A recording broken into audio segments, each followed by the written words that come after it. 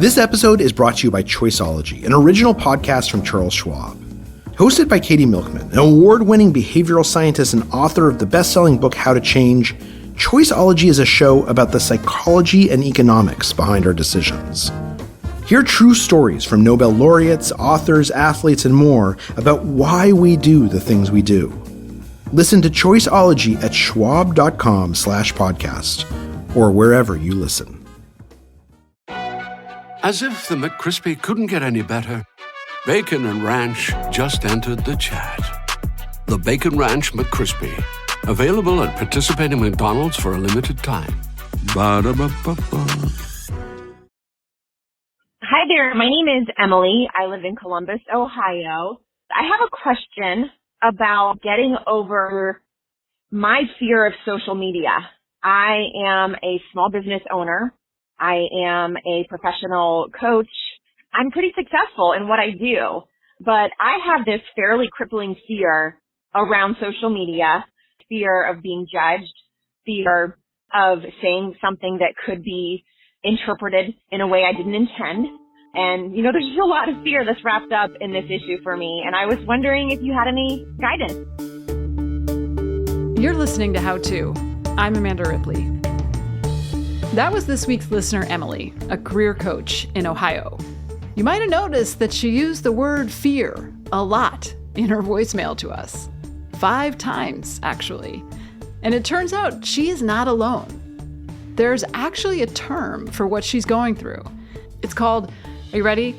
Visiobibliophobia, which means literally Facebook fear.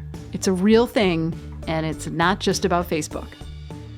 It's always been this thing that I have felt like I should be doing, at times need to be doing. I'm at a point now where I am building an online course. I have not had to market myself up until now. I get my clients through word of mouth, and that's worked for me so far.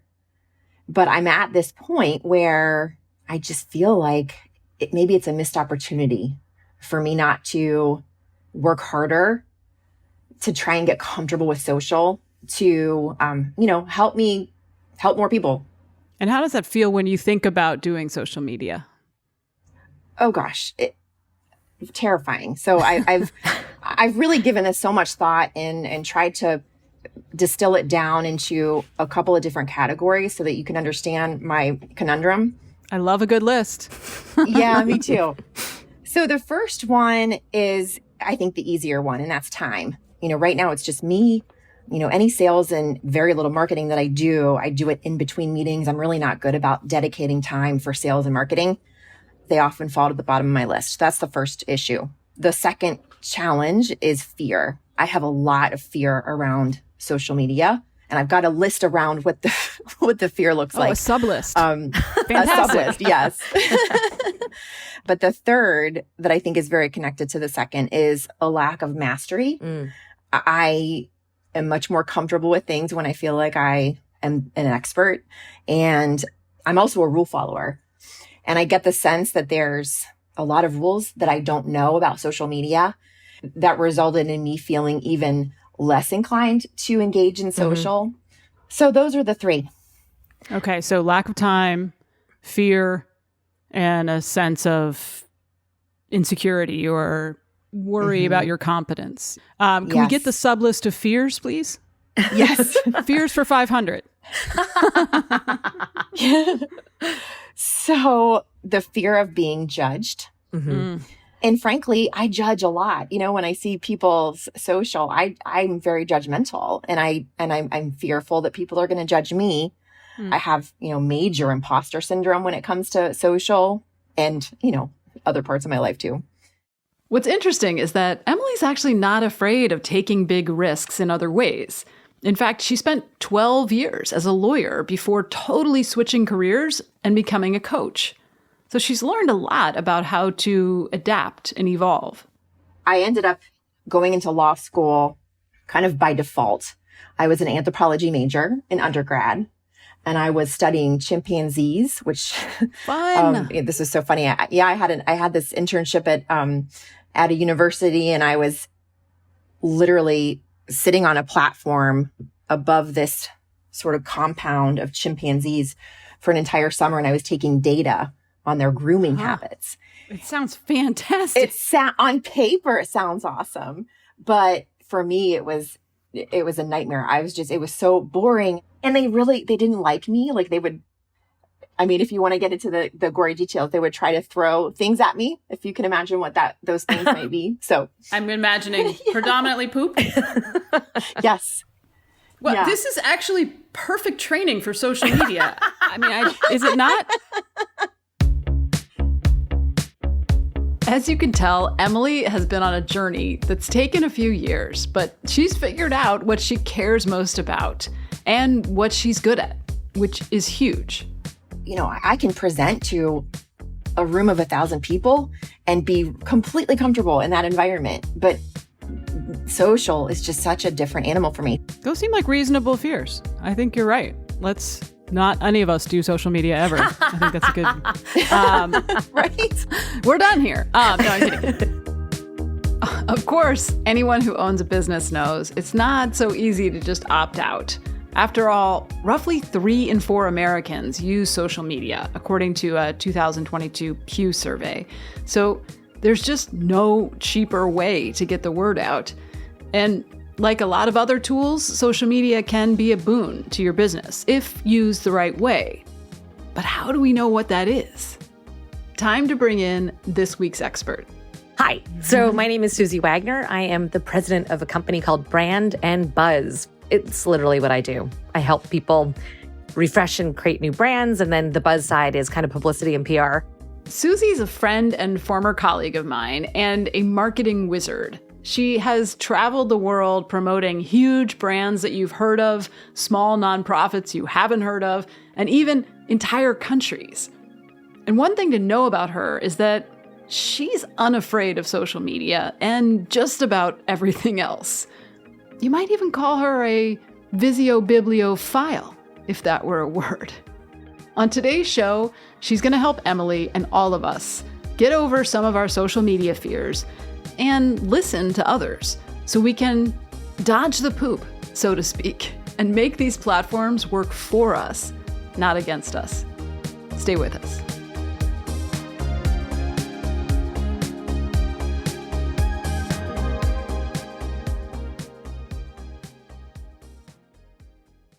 This podcast is brought to you by Progressive Insurance.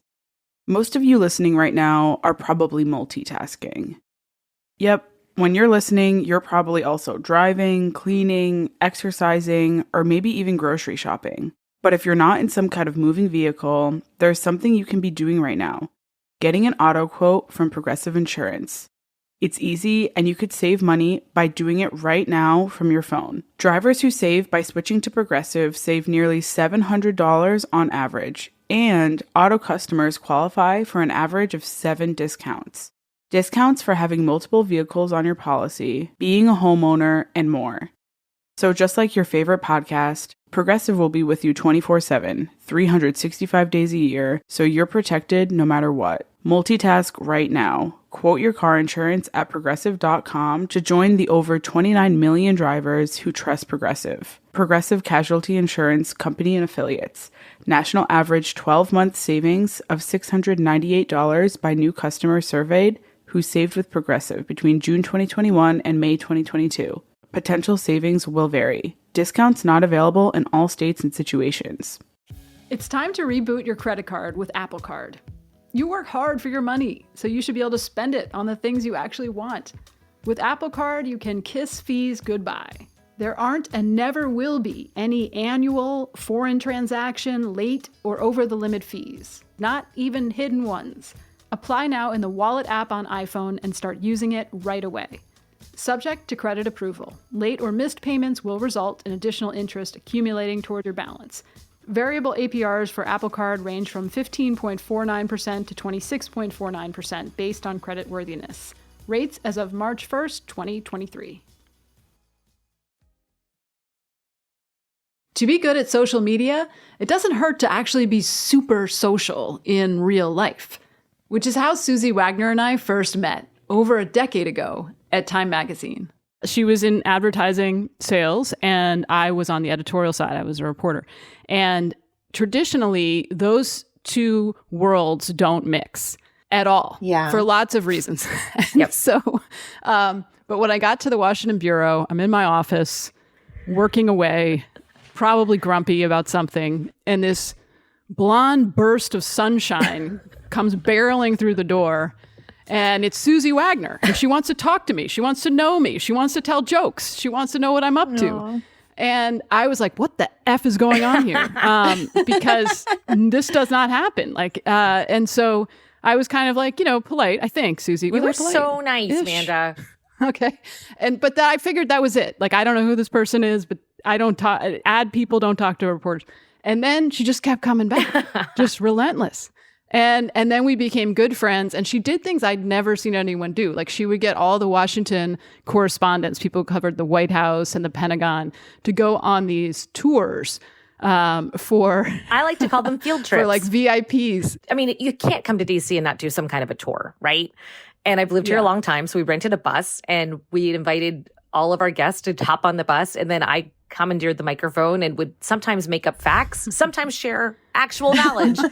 But we would drive around DC and then jump off for a photo op and run back on. It's fun. Mm-hmm. So I'm wondering, Emily, how do you decide, what kind of business would you like to have in 5 years? And how do you decide how big you want it to be? Yeah. And that's why I had hired this marketing company to help me with my online course. I don't want to become, a Brene Brown. I think she's amazing. But when I think of, Brene Brown, I think of like an empire. Yeah. And I don't want an empire. I want to be able to, shut things down and go to my, kids' volleyball matches and not have to worry about checking my phone. So in 5 years, I would like to be making a certain dollar amount, but not too much.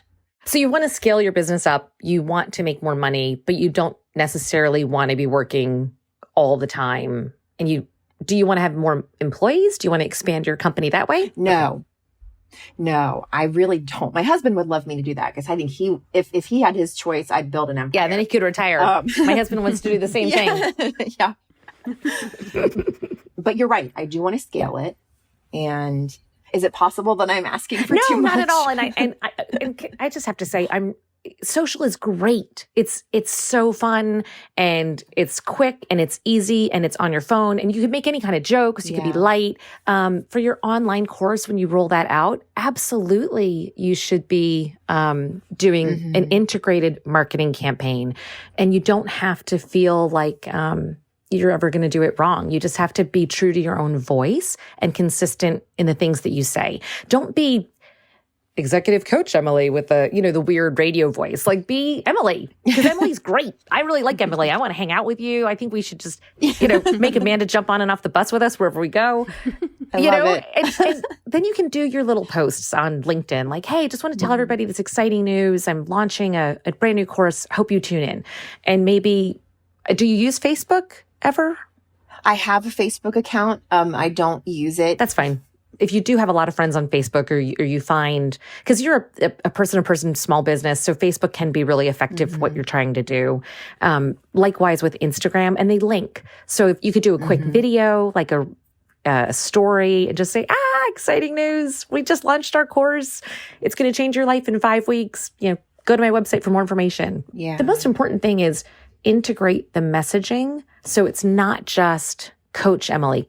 So that's when I think you need to mix in opportunities to celebrate other people.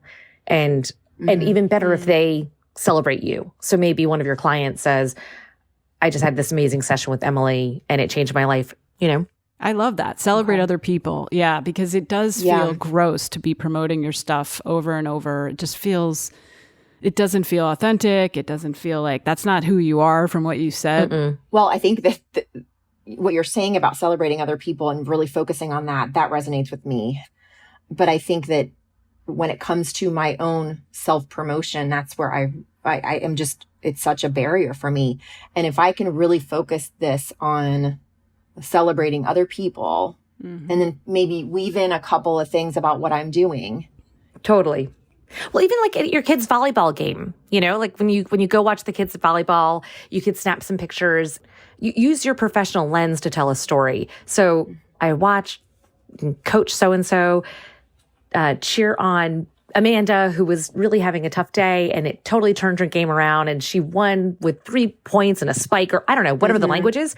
And then you can say, it reminds me of why coaching matters and why I love my job. Like just something really simple like that. So then that's telling a positive story about somebody else, but it's also elevating your brand, but not in a braggadocious way. Yeah. It's very organic. It's like natural. I think you would feel most comfortable typing out something that you would say out loud to somebody else. As long as it's authentic, then you're never going to feel cringy about it. Here's our first insight. It actually is possible to talk about yourself and your work without veering into cringy self-promotion. I think for you, it's shifting the mindset of saying, I'm afraid I'm going to be judged. I'm afraid I'm going to say something wrong, because you are going to say something wrong. In fairness, if you followed me around with a microphone all day, I would say lots of dumb things and you would laugh and laugh, because that's what people do. We make mistakes. So in social, I think it's really embracing that social is social. Mm-hmm. People go on social media to connect personally. They want to, see pictures of what you're doing. They want to hear your advice. They know that you're really good and successful at what you do. And to get a little nugget of information or some guidance for free is a real gift. Like it's a powerful thing that you can share. And the most important thing is to do what makes you feel comfortable if you're committed to spending the time to do it. Mm-hmm. Like something else you had said was, time. I'm a business owner. I really feel that. I have 3 children, the husband, the dog, the life, the work. And it's a lot of balls to juggle. Social takes a lot of time. And if you're not going to commit some time to do it well, and I'll caveat the well, then it's almost better not to do it. Like marketing yourself can be hosting a breakfast with business owners and having them come and you do a chat. It could be flyers that you email out. It could be a newsletter. I mean, there's so many great arrows in your quiver that you can pull out and shoot. But at the end of the day, growing your business is based on word of mouth. The reason that you and I have been so successful in growing our businesses is because we do great work and people like us. And rule number 1 in Susie Wagner's world is people do business with people they like. You can add know and trust. And number 2, people like positive. So if you're going to put out great energy and smart ideas, you're going to find an audience. 1 in 10 Americans tells the other 9 where to shop, what to read, how to vote, how to worship, what restaurants to go to, what movies to see, what clothes to buy. And so it is the single most powerful tool is to have people talk about you in a positive way and say, oh my gosh, you got to talk to Emily. She's amazing. She changed my life. That's going to be more than any tweet or post ever will be. Here's our next big insight. Yes, social media is relatively new, but the core principles of marketing remain the same. There's a million rules to social media. And when I do social training and courses with companies, I always say, well, this day time and this day for this and this number of posts a week. But again, you're juggling a lot of balls. And so it's more important that you do social as easily as you can so that you can be consistent with it. Because the more frequently you post, the better it is. And I'm not saying every day, multiple times a day. I'm saying a couple times a week, once every week. Conan O'Brien tweets once a day. That's his whole thing. He tweets like 1 joke a day and that's all he does. And that's perfect. It's perfect for him. It's better to have some continuity with it. If you want to tell a story or you want to explain why you wrote something in your course or the kinds of people that can benefit from your course, then I think it'll make you feel more comfortable. I love the idea of you telling stories about other people. It kind of reminds me of, I once went to a training for a story for Politico. It was a training for women who were interested in running for office. And historically, on average, not always, women are not as strong at asking for money for themselves because it feels gross. And so the key takeaway was, you're not asking for money for yourself. You're asking for money for your cause, like what it is you're trying to get done. So if you can shift it to somebody else. But I wonder how you feel, Emily, about, I mean, do you, like me personally, I don't ever post about my kid. How do you feel about posting about your family? I really struggle with that. And that's, we're getting into kind of the personal. I really feel like I have trouble crossing that line. It's even a pickle for me, like I'm such an open book. I will tell you anything about my life and my kids. Right.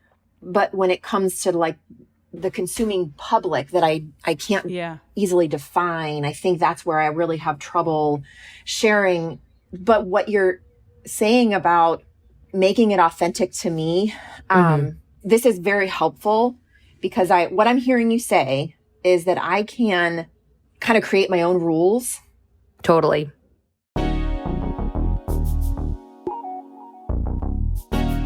Coming up, we'll help Emily write her own rules. And we'll hear a great tip from our favorite coach here at How To, Ted Lasso. Stick around.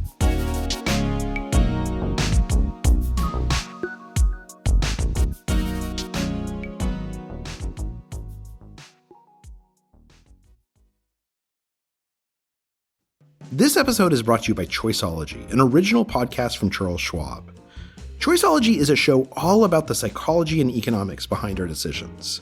Each episode shares the latest research in behavioral science and dives into questions like, can we learn to make smarter decisions? Or what is the power of negative thinking? The show is hosted by Katie Milkman. She's an award-winning behavioral scientist, professor at the Wharton School, and author of the best-selling book, How to Change. In each episode, Katie talks to authors, athletes, Nobel laureates, and more about why we make irrational choices and how we can make better ones. Choiceology is out now. Listen and subscribe at schwab.com/podcast or find it wherever you listen. Scott for Scots here. Do you hear that? Bring the mic in close. That's not how the grass should sound. There's weeds everywhere in this lawn. It's time to take action with Scott's Turf Builder Triple Action. It gets 3 jobs done at once. Kills weeds, prevents crabgrass, and feeds your lawn so it keeps growing strong. Ah, much better. Get a bag of Scott's Triple Action today. It's guaranteed, or your money back. Feed your lawn. Feed it. If you're the parent of a college-bound student, you're probably feeling mixed emotions right now as acceptance letters and financial aid offers arrive. Excited and proud of your student, but also stressed thinking about how you're going to pay for it all. That's why you should check out College Ave Student Loans. They're your emotional support system to guide you through the college journey from start to finish. With College Ave, you'll get free access to tools and resources that make the financial road to college easier, like their student loan calculator that lets you see how a future loan can work for you and your budget. Plus, every month, they give away a $1,000 scholarship to one lucky family. Entering is fast and easy, and winning could have a big impact on your college expenses. To learn more, visit collegeav.com/howto.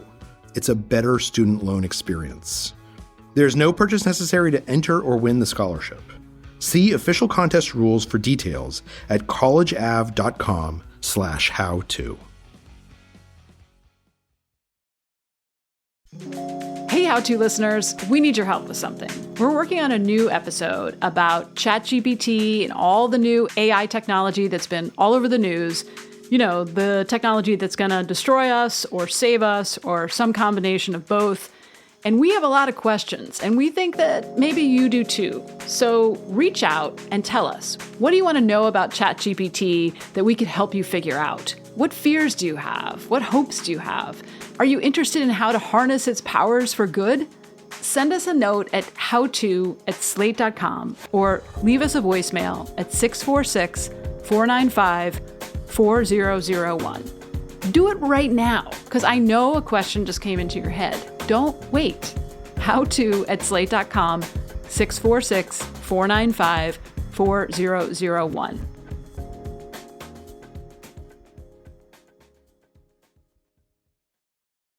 We're back with our listener, Emily, and our expert, Susie Wagner, who has a simple idea for how Emily can dip her toe into the shallow end of the social media pool. I would love for you to just consider for 3 months. Try and do either once a week or every other week, Mondays with Emily, where you say, I had the privilege of coaching this 51-year-old guy who recently got laid off and he was really struggling with what to do next. And we had an amazing talk and he's on a plan. Maybe it's Wednesdays with Emily at noon and you put up a paragraph and then maybe one day you feel like playing around with your phone and you want to just record a little chat, or you write a longer form blog, or you just put up a link with a couple, sound bites. But this idea of identifying a story, like a person, sat down with a mom of 3 looking to go back in the workforce, really struggling with her identity. That speaks to so many women. Yes.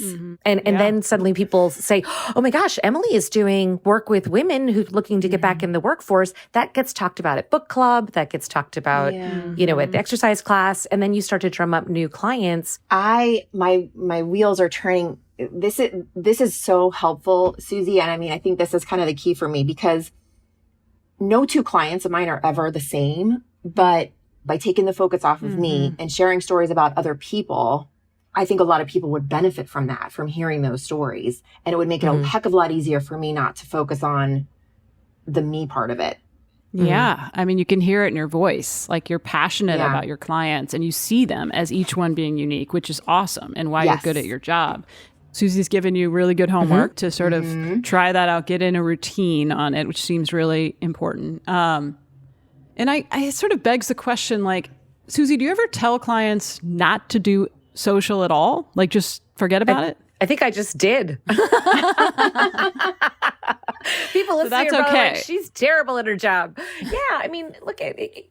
Most companies, like bigger companies, they have like teams of people working in communications, and there's dedicated social media content producers. There's dedicated people that plan social media campaigns. But I find I'm inspired most by people who've used social to change their life. Like, there's a lady named Barb on Instagram that I am borderline obsessed with. And she's like, do you know Barb? Of course. Oh my God. She's like 75 years old, and her whole career, and Emily, I think you'd really like this. She went to her daughter's house, I think like in Connecticut, when the baby was born, to help. And Barb had all these great hacks about like, oh, you soak it this way, you clean it this way. This is a quick and easy dinner. And her daughter followed around the house recording it because, tired mom, she didn't want to forget things. And pretty soon she's like, Mom, this is like, you're dropping pearls. This is wisdom. People don't have this knowledge. And so she started editing it into a series of videos. Hi, everybody, it's Babs, and here's the Babs way to hold a family meeting. We've been holding our household meetings for almost 53 years. Well, Mr. Babs and I have our family meeting on Sundays at 5 o'clock. Pick a day and time that works for you. Just make sure to stay consistent. And she's like hundreds of thousands of followers. She produced a cookbook. Her daughter had her hold up cards one day, and she's like, a year ago, my life was different. I didn't know this could happen. Today, I'm on the USA Today bestseller list. And she just started like crying. And it was such a genuine, like cathartic, inspiring thing. And that social is better than anything, I think, well, not anything, but almost anything somebody else could do, because it's true. Yeah. I do think one thing for Emily that I really like her to do, another homework assignment aside from your like Wednesdays with Emily, I would really like you to write a piece about imposter syndrome. And I'd like you to run it in a few months after you've been doing these posts with some regularity. And I'd like you to write it now and then run it later and say how scared you were to do this. Because showing that kind of vulnerability and saying, I was scared the first time I did a post. I don't like social media. It makes me nervous. But to grow as a person, you have to push yourself outside your comfort zone, because change is the only constant. And then that is something people can really identify with. And I think it will give them some level of not only inspiration, but give you even more credibility as a coach, because you do scary things. You're not just telling people to do things. You're doing them. Yeah, I like that. Well, and I kind of love that, because not only will that, I think that'll help people. I mean, I talk to clients all the time about imposter syndrome and confidence. But that will give me permission to, I think, not be perfect Yes. And going forward, like, hey, don't expect perfection from me. And it'll just kind of give me the grace and the personal permission that will help me grow. Yeah, because based on what you said, Susie, the whole point, like just by definition, social media, if it's going to be authentic, it can't be perfect, right? Totally. Part of the challenge with social media is that we're also used to this totally scrubbed, perfect projection of the ideal that we don't often enough see the honesty. And you don't need to wallow in depression and sadness because no one wants to see that, rule number one. But you want to be true and counsel yourself the way you would counsel one of your clients. Yep. So remember, Susie's number one rule is that people want to do business with people they like, and people like positive. But that positivity needs to be real. If you don't want to expose a ton of your personal life, definitely don't do it.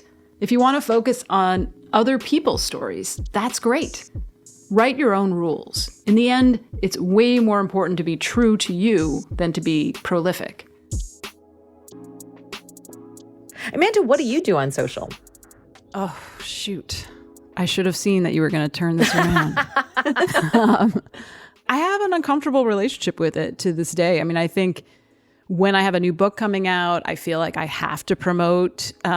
It's funny because when I've written 3 books, when the first book came out, the publicists were like, just blog all the time, only blog. And then when the second book, that was a while ago, I'm dating myself. And then when the second book came out, they were like, just tweet all the time. And then when this book most recent book came out, it was like, do newsletters all the time, And so there's these, because it changes like who buys books, right? It's not a lot of people. And so you have to be strategic about like who can you reach, who's most interested in this, and not do all the things all the time. But I'm always, I'm always trying to figure it out. My biggest audience is on Twitter, but I've kind of lost my taste for Twitter because it's such a dumpster fire, and I don't know, who exactly I'm not sure. Yeah.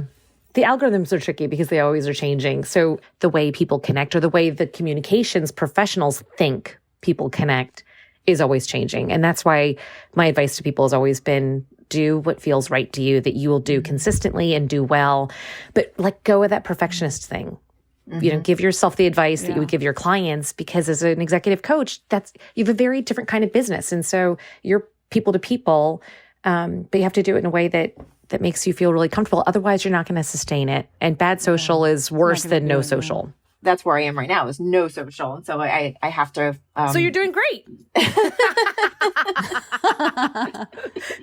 No, but it's so refreshing to hear that even the two of you struggle, with it. Or maybe I'm No, you heard it. You're right. That, but no, you're right. That's right. Yeah, and I mean that just kind of gives me like a breath of fresh air around this whole thing. It might take me some time to test some strategies and figure out what's the most practical, but it's also okay to not be, to screw up. Yeah, totally. And don't get too twisted up about how many people look at it, how many people liked it, how many people shared it in the beginning, because it does take time to build that kind of cadence. Yeah. And since you're not cross-pollinating through other channels, meaning you're not posting across a lot of different networks, you're really just focusing on one right now, then you might need to supplement it with some email blasts or conversations or events that you're doing, and just continue to elevate awareness that this thing is even out there. The competition is real. I mean, every day when we get out of bed and put our feet on the floor until we climb back and pull our feet up again, we're bombarded with millions of messages. And your brain can only filter through so many, and things don't always stick, or people are busy. So give it time and have faith, and you're going to do great. Since you don't want to obsess over how many likes and retweets and follows and all of that, and that was one of your fears, right, Emily, is you don't want this to make you crazy. Yeah. Maybe one way to measure the return on investment is how do you feel about it? Do you feel like, okay, I did some good today. I put something good into the world. And if you get clients from it and you track how they heard of you, then that would be an obvious win, right? But maybe it's more like, does this actually hit those values that you mentioned earlier? Yeah. I think that's probably the key for me. I always think about like how I got over the fear of public speaking. When I first started doing it, I mean, I was terrified of it, but I just kind of adopted this mindset. If I can have an impact for one person, that's worth it. And I think that's how I need to approach this animal of social media is if one person resonates with what I say, then it's worth it. So you took it out of, can I perform and be perfect for 1,000 people, and moved it to, can I serve one person? Yep. That feels relevant. Yeah. I feel like I learned a lot from Ted Lasso that I didn't even know I already knew. Isn't that the most amazing show? So good. It makes me so happy. Do you see Ted Lasso as a coach model for you? Oh, it's a good question. In a way, I kind of do. I mean, I just think that his positivity and his vulnerability and the honesty, he's just this authentic, insightful leader. Yeah, I love well, him. I mean, did you see the first episode of the new season? I did. Okay, so yes. It seems like a great analogy for social media is when he's in that press conference, right? And his boss is basically telling him to fight back, like stand up for yourself. And he is basically just going to be himself. Do you have any response to the comments made earlier today by your former assistant coach, Nathan Shelley? He's trying to defend himself against Nate. Yeah. He instead just is like, yes, I do. Well, yeah, I guess I'm surprised that he didn't go with this insult. And then he just starts insulting himself, and he just is making fun. Good. And all the reporters are laughing. Well, I'm so dumb that the first time I heard y'all talking about Yorkshire pudding, I thought it was a fancy word y'all had for dog poop. And I think as the audience, you're kind of like, you're kind of afraid for Ted in that moment. But then he comes through the other side. I thought it was hilarious. I mean, he came and got us, didn't he? No doubt about that. Hey, but that's Nate the Great for you. He's the same way on the pitch. He'll find the tiniest little weakness in a team and just want to attack that. I mean, he's a junkyard dog, man. And smart. They're real lucky to have him over there at West Ham. I wish him the best of luck. One of the things that show does really well, since we're talking about it, is social media. The way they present social media and show how quickly trends happen. And remember, Keely Jones in the first season is coaching Ted on, no, it's really good. Don't look up wanka. That's okay, Ted. And Nate's character was corrupted by his need for public validation. You're so right. And that's, that turned him into the dark side. Not only the fact that he didn't feel loved or valued at home, but it was also this need to be bigger than he was. And and then Ted has won social by, again, being authentic and genuine and himself. And it's such a great lesson of the pitfalls of social. And that's why, again, I want you to get out there. I want you to start sharing your wisdom. You've got such great insights and information to share, and you can benefit a much wider audience on social than you can in one-on-one counseling sessions. And so that's kind of the shift I think you need to make in your brain is this idea that, like, I can reach 500 people and give them something that will make their day better, make their life better, make their career more impactful and satisfying. And this is a tool I'm going to use to amplify my voice. Well, and I love the accountability. I mean, as you know, an important part of coaching is accountability, and this gives me this set of homework that you've given me, Susie. And I'm gonna do it because I'm committing to you that I will. All right. Well, I'm going to follow up with you to make sure you did.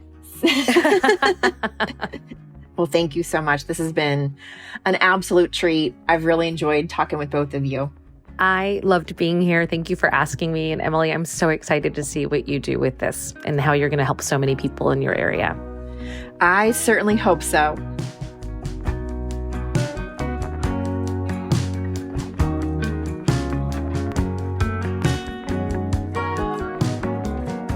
Thanks to Emily for coming to us with this question, and for Susie Wagner for all of her energy and wisdom and sunshine. Her company is called Brand and Buzz, and she is the best DC tour guide if you're lucky enough to get an invite. What about the rest of you? Do you have a problem that needs solving? Send us a note at howto@slate.com or leave us a voicemail, 646-495-4001. We might have you on the show. And if you like what you heard today, give us a rating and a review and tell a friend so we can help more people. How To's executive producer is Derek John. Rosemary Belson and Kevin Bendis produced this episode. Merritt Jacob is our senior technical director. Charles Duhigg created the show. And Carvel Wallace is my co-host. I'm Amanda Ripley. Thanks for listening.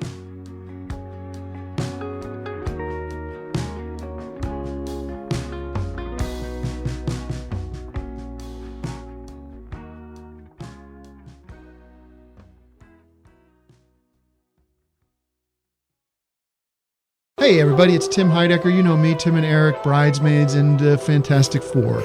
I'd like to personally invite you to listen to Office Hours Live with me and my co-hosts, DJ Doug Pound. Hello. And Vic Berger. Howdy. Every week we bring you laughs, fun, games, and lots of other surprises. It's live. We take your Zoom calls. Music. We love having fun. Excuse me? Songs. Vic said something. Songs. Music. I like having fun. I like to laugh. I like to meet people who can make me laugh. Please subscribe now.